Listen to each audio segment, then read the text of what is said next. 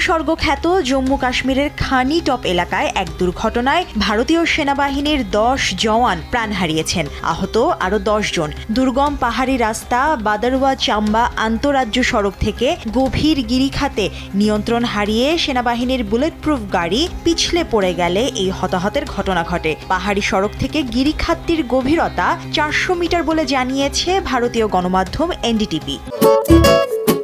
খাবারের পছন্দ ভিন্ন হলেও মজার বেলায় সবাই এক। এনডিটিভির প্রতিবেদন বলছে, ক্যাসপির আর্মার্ড ভেহিকেলে করে একটি অপারেশনে অংশ নিতে যাচ্ছিলেন জওয়ানরা। প্রাথমিক তদন্ত বলছে, আবহাওয়া খারাপ এবং পাহাড়ি রাস্তা হওয়ায় রাস্তা থেকে পিছলে গিরিখাতে পড়ে যায় সাঁজোয়া যানটি। আহত জওয়ানদের আকাশপথে উদমপুরের আর্মি হসপিটালে নেওয়া হয়েছে।